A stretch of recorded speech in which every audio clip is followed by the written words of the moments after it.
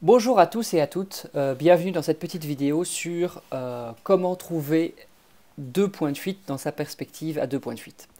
Donc très simplement, évidemment, vous l'aurez deviné, mais la première étape lorsqu'on dessine une perspective à deux points de fuite, on ne le dira jamais trop, c'est de commencer par dessiner la ligne d'horizon. Elle est déjà présente sur ma feuille, j'ai pris un petit peu d'avance.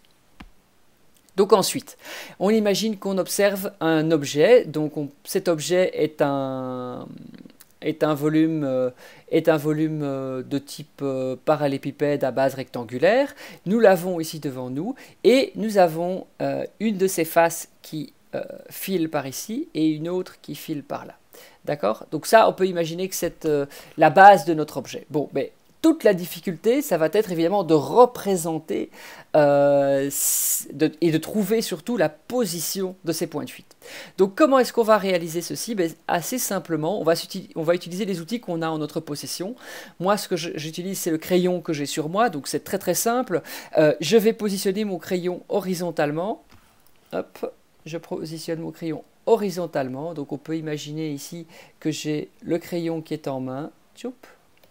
J'ai mon pouce ici, j'ai ma main qui est ici, qui est occupée à tenir mon crayon. Hop, mon pouce est plutôt par ici d'ailleurs. Voilà. Yop.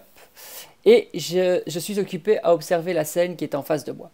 Qu'est-ce que je vais faire avec ce crayon? Je l'ai placé horizontalement et je vais essayer d'évaluer l'angle qu'il y a entre cette horizontale et la face. Je peux évidemment décider, pour vérifier cet angle, de placer ce crayon par la suite verticalement et d'évaluer son angle complémentaire. Et donc une fois que j'ai évalué ces angles, je vais le représenter sur ma feuille. Donc admettons que je dessine cet angle sur ma feuille, je vais le dessiner par au-dessus. Hop, par exemple dans une autre couleur. Hop, je vais le dessiner par au-dessus. Hop, et je vais dessiner ceci. Qu'est-ce que j'ai fait? Là, on voit que, évidemment, comme je dessine l'un sur l'autre, on voit que je me suis légèrement trompé. Et donc, qu'est-ce que je vais faire après? Je vais prendre ma feuille et je vais bien vérifier 3 fois que ces deux angles ont l'air d'être tout à fait corrects l'un avec l'autre. Je ne vais pas hésiter à me corriger. Bien, une fois que je suis sûr de mon coup, je vais le représenter sur ma feuille. Je vais le prolonger et au croisement entre la ligne d'horizon et mon point de fuite, et ma fuyante, je vais trouver mon point de fuite. Parce que comme dans la perspective à un point de fuite, le point de fuite dans la perspective à deux points de fuite est toujours sur la ligne d'horizon. Voilà, donc je vais avoir mon premier point de fuite qui est ici. Et puis je vais effectuer la même opération de l'autre côté, je vais évaluer l'angle, et puis je vais prolonger cette ligne le maximum. Et comme vous pouvez le voir, mon deuxième point de fuite, lui, n'est pas sur la feuille.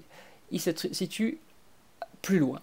Et donc quand je vais dessiner les parties hautes, donc par exemple je vais estimer que la hauteur de l'arête du parallélépipède rectangle que je dessine s'arrête là. Donc ça c'est très très important évidemment, c'est de ne pas se tromper dans la hauteur, parce que si je me trompe dans la hauteur, toute la perspective qui va suivre va être erronée.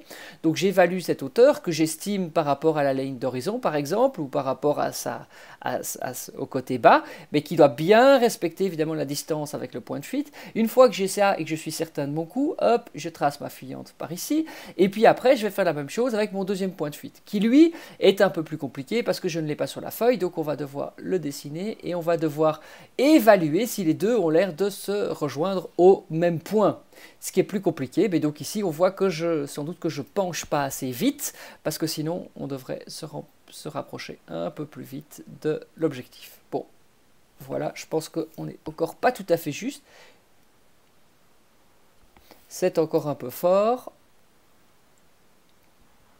Voilà, comme vous voyez, je n'hésite pas à me corriger plusieurs fois jusqu'à ce que le résultat me semble à peu près acceptable.